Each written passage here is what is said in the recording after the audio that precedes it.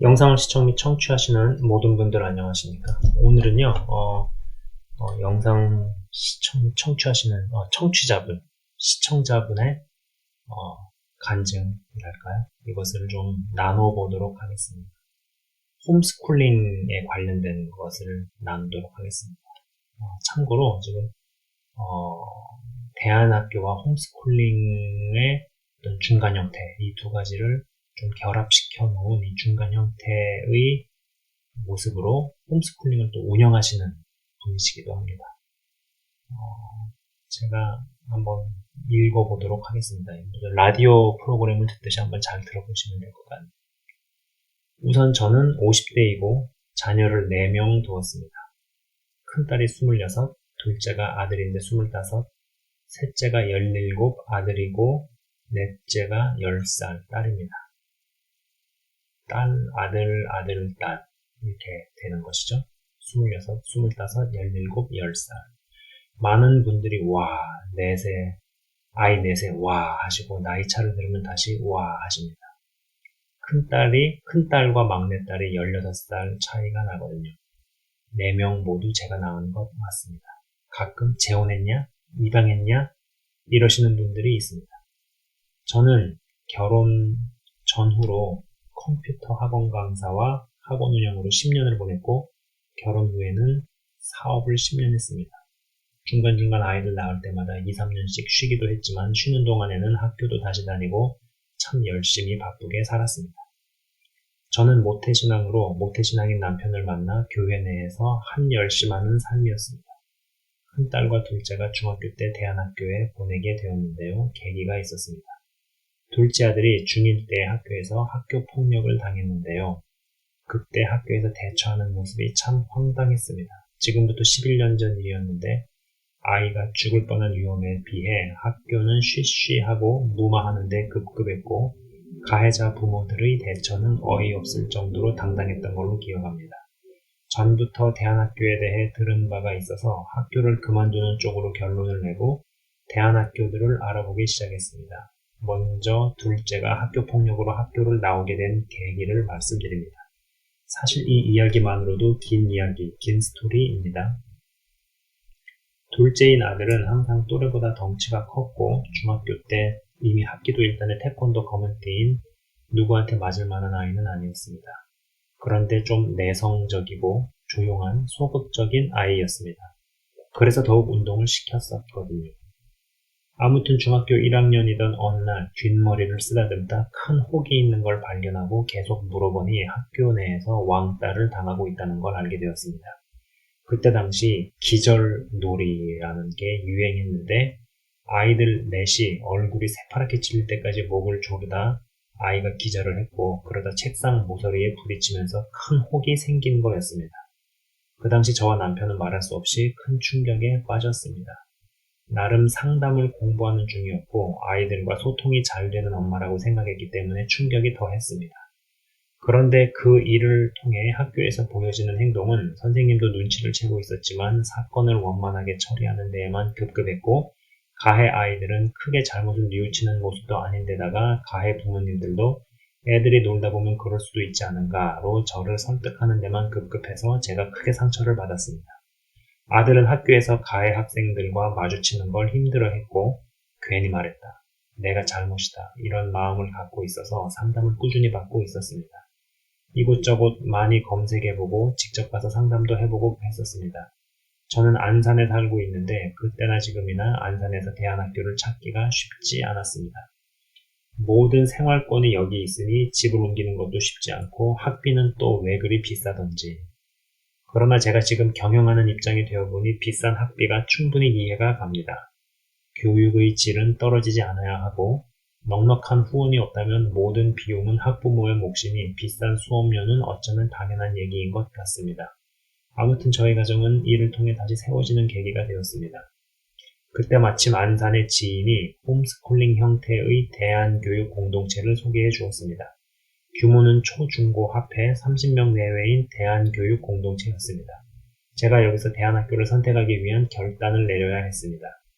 퀄리티 있는 대안학교를 보내자니 집이 멀어 기숙을 해야 했고 두 아이 다 나오기로 한 상황이라 비용이 만만치 않아 저나 남편이나 일을 해야 했고, 가로 열고 제가 알아본 바로는 평균 입학금 500만원에서 1000만원이고 교육비는 100만원에서 150만원 정도였습니다. 가로 닫고. 가까운 곳에 보내자니 퀄리티가 좀 떨어지는 것 같아 망설였습니다. 오랜 고민 끝에 남편과 저는 아이들을 떨어뜨려 놓고 싶지 않다. 같이 살면서 키우고 싶다. 이렇게 결정하고 가까운 곳에 보내게 되었습니다. 많은 부모님들이 여러 이유로 대안학교 또는 홈스쿨링을 계획하시는데 어떤 선택을 하시든 꼭 기도하시고 가정의 모든 상황을 고려해서 결정하셨으면 좋겠습니다. 그리고 때를 따라 아름답게 하시는 하나님을 신뢰하시고 영원을 사모하는 마음으로 아이를 교육하고자 하는 그 첫마음을 잊지 마시길 바랍니다. 그 마음에 흔들림이 없다면 주님께서 시종을 아름답게 하실 것입니다.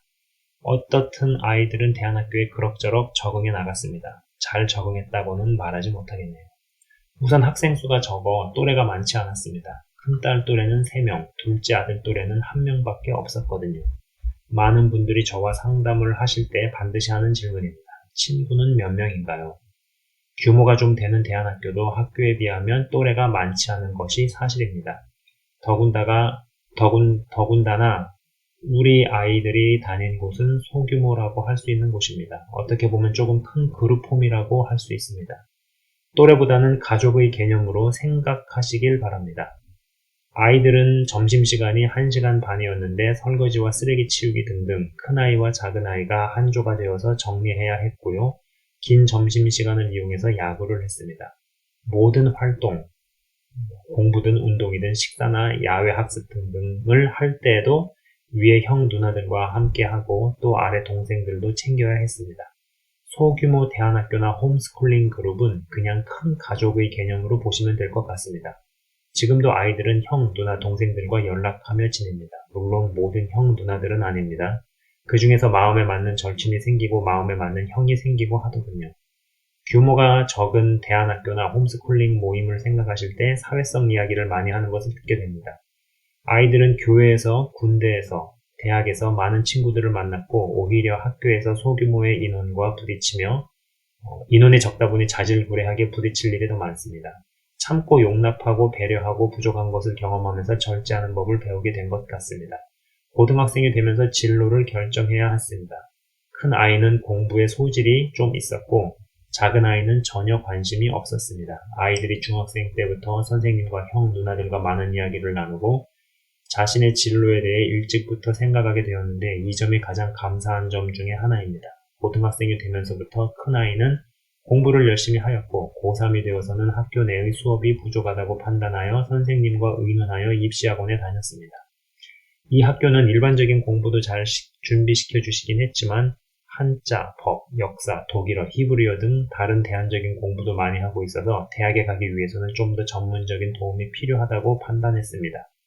둘째는 낮에는 학교에 다니고 오후에는 한식, 중식, 제과, 제빵 등 좋아하는 요리를 배우러 다녔습니다. 현재 큰딸은 미국에서 대학을 마치고 저와 함께 대안학교에서 영어를 가르치고 있고 아들은 대학 졸업 후 군대 다녀와서 제빵사로 근무하고 있습니다. 여기서 다시 많은 분들이 하시는 질문이 있습니다. 대학 가는데 문제는 없을까요? 생각보다 많은 분들이 대학을 좋은 곳에 가야 한다는 생각을 갖고 계셔서 놀라는 대목이기도 합니다. 물론 저도 아이들이 공부 잘할 때 정말 기특하고 자식 키우는 보람이 있더라고요. 나쁘다는 게 아니라 대학을 가는 방법들이 여러 가지 있을 수 있더라고요. 딸은 대학을 미국에서 다닌 것도 한국에서 대학을 실패했기 때문인데 오히려 좋은 계기가 되었습니다. 좋은 대학에 가려고 준비한 게 아니어서 마음 편하게 대학 생활을 누렸던 것 같습니다. 친구도 많이 만나고 교회도 열심히 다니고 공부보다는 경험에 집중했던 것 같습니다. 이 부분은 다시 이야기하게 될 수도 있을 것 같습니다. 아들도 사람들 만나고 대학 생활을 경험해보고 싶어 했기 때문에 본인 수준에 맞춰서 대학을 졸업했습니다. 세상에서 볼 때는 그리 성공했다라고 할 수는 없을지 모르지만 부르심의 소망을 따라 열심히 살아가는 모습에 그저 감사할 뿐입니다. 이 세대를 본받지 않고 하나님의 기뻐하시고 온전하신 뜻이 무엇인지 교회와 가정, 학교가 한 목소리를 내기 위해 뜻을 같이 하는 것이 중요한 것 같습니다. 가정 내에서 매일 또는 정기적으로 예배드리면서 청소년기를 잘 보내고 부르심의 소망을 알아가도록 어릴 때부터 교육하는 것이 중요하다고 생각합니다. 그러기 위해 학교 교육은 매우 중요합니다. 셋째는 고1인데 학교를 너무 좋아해서, 정확하게는 친구를 너무 좋아해서 일반 학교에 다니고 있습니다. 사실 저로서는 좀 아쉽지만 그냥 인정하고 기다리는 중입니다. 확실히 누나 형에 비해 말씀으로 교육하기에 더 어려움이 있습니다. 그래도 본인이 좋아하니 이 세대를 본받지 않도록 기도할 뿐입니다. 이제 제가 대한교육 공동체를 시작한 이유를 말씀드립니다. 사실은 셋째와 넷째도 대한학교를 보내고 싶었습니다. 위에 두 아이도 적극 추천했고 저도 만족했거든요. 그래서 다시 알아보던 중 이번에는 정말로 교육비가 문제였습니다. 갑자기 형편이 나빠졌거든요. 이것은 이 일을 시작하게 하신 하나님의 뜻이라고 믿습니다. 전과는 다른 기도를 하게 되었습니다. 아이들에게 말씀으로 교육하고 싶은데 형편이 안 돼서 보낼 수 없다면 그럼 나를 비롯해서 비슷한 상황에 놓인 사람은 어떻게 해야 할까? 그때 제 마음 가운데 내가 해볼 수 있지 않을까 하는 마음이 들었습니다. 마음을 정하기까지 1년 이상 기도하며 마음을 먹기까지 많은 내적 갈등이 있었습니다. 대안학교를 보내자니 형편이 안 되고 홈스쿨링을 하자니 능력이 안 되고 그러던 중 같은 마음으로 기도하던 세 가정이 모여 품앗이처럼 교회에서 홈스쿨링을 시작하게 되었고요. 현재는 6명으로 배나 늘었습니다. 내년에는 4배 이상 늘어날 것으로 기대하고 준비하는 중입니다. 더 이상 늘어도 저희 취지에 안 맞거든요.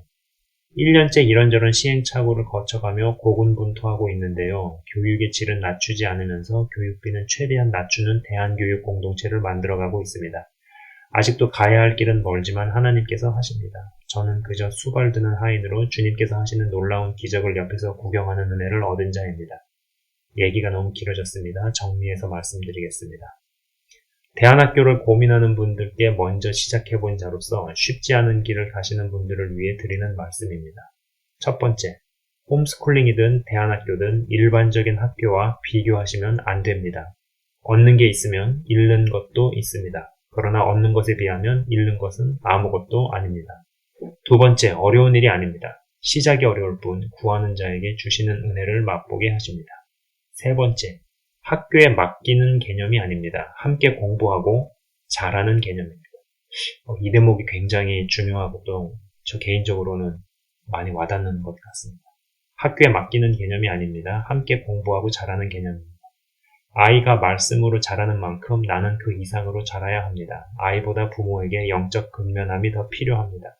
네 번째, 부부가 한 목소리를 낼 수 있도록 더 많이 기도하십시오. 때때로 대안학교 문제로 부부의 견해 차이가 좁혀지지 않는 경우들을 보게 됩니다. 뱀처럼 지혜롭고 비둘기처럼 순결하십시오. 주님께 지혜를 구하셔야 합니다. 다섯 번째, 이 모든 것은 대가 지불이 필요합니다. 예수님께서 우리를 위해 대가를 지불하시고 우리의 생명을 구원하신 것처럼 자녀를 위해 생명을 거는 대가를 지불하실 수 있는 믿음을 소유하시길 축복합니다. 사랑만이 이 일을 가능하게 합니다. 자녀를 사랑하시는 하나님의 사랑으로 충만한 모든 분들 되시길 축복합니다. 자, 그 다음엔 홈스쿨링과 대안학교의 비교 읽어드리도록 하겠습니다. 학교의 형태에서는 친구들이나 여러 명이 함께 할 수 있는 장점이 있습니다. 홈스쿨링은 친구 관계가 좁아 아이들이 심심해할 수는 있겠지만 시간이 여유롭고 그때그때 탄력적으로 진행할 수 있습니다. 학교에서는 몇 명이든 진도나 교재 선택에 있어서 개인적인 상황을 다 고려하기는 어려운 부분이 있습니다. 홈스쿨링은 아이에 맞는 진도와 교재 선택을 할 수 있고 언제든 수정하는 것도 자유롭습니다. 학교에서는 프로젝트 수업을 할 때 길게 진행하는 것에 부담이 있습니다. 다른 교과와도 진도를 맞춰야 하기 때문입니다. 홈스쿨링은 한두 명이 깊이 있게 진행하니 오히려 진도가 빠르게 진행되는 것들을 봅니다.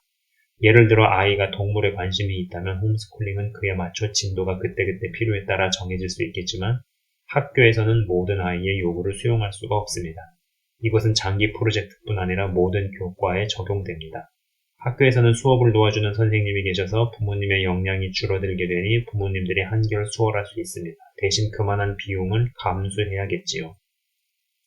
홈스쿨링은 부모의 역량이 많이 요구되니 부모님께서도 공부를 많이 하셔야 할 것입니다.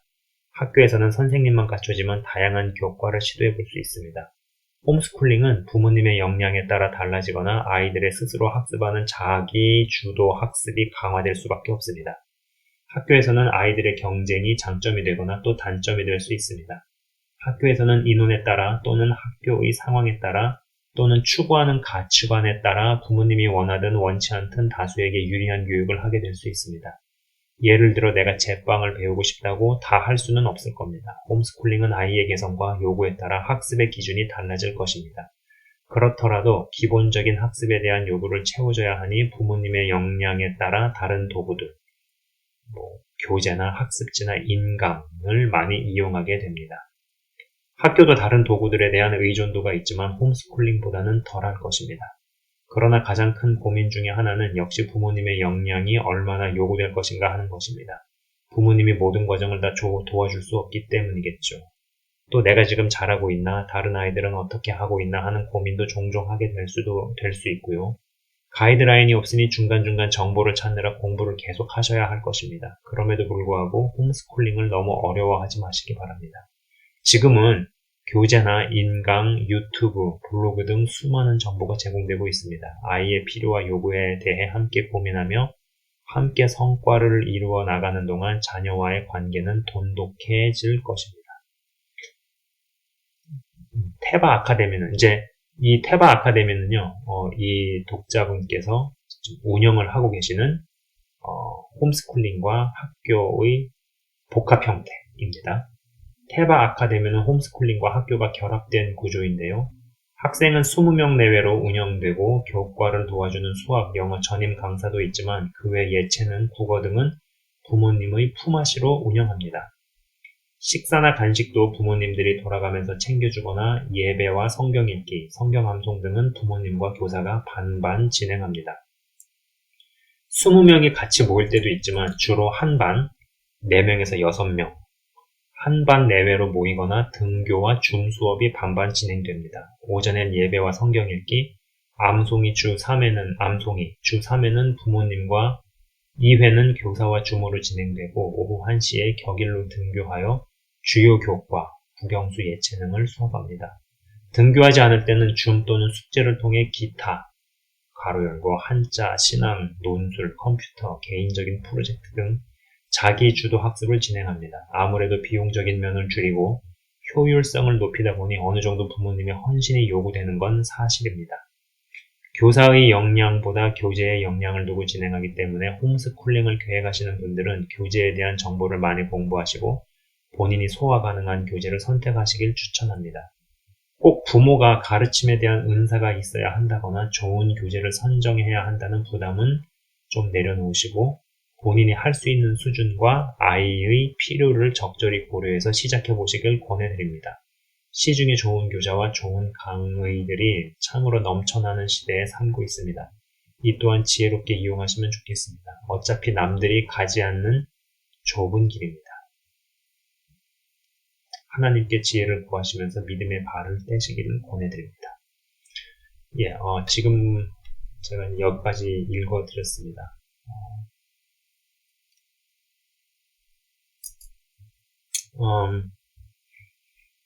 제가 이제 이 권사님 실제로 지금 테바 아카데미라는 대안학교와 홈스쿨링을 좀 이렇게 취합해서 섞어놓은 그런 구조의 형태로 테바 아카데미라는 기관이라고 하긴 좀 뭐하고요. 아무튼 그런 대안학교를 운영을 하고 계시죠.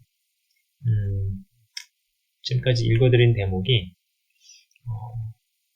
어떤 여러분들의 이해와 그리고 여러분들의 생각을 조금 더 도울 수 있었으면 좋겠다라는 생각이 듭니다. 그래서 이제 이분과 권사님과 이야기를 해보면서 제가 좀 간증문 이런 것을 좀 제가 부탁을 해드리게 되었습니다.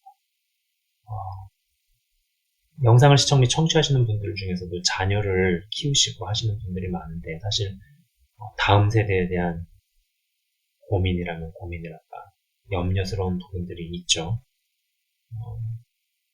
그래서 한번 부탁을 드렸고 하도 내용들을 조금 취합하고 정리해서 한번 읽어드렸습니다. 지금까지 시청 및 청취해주셔서 대단히 감사합니다.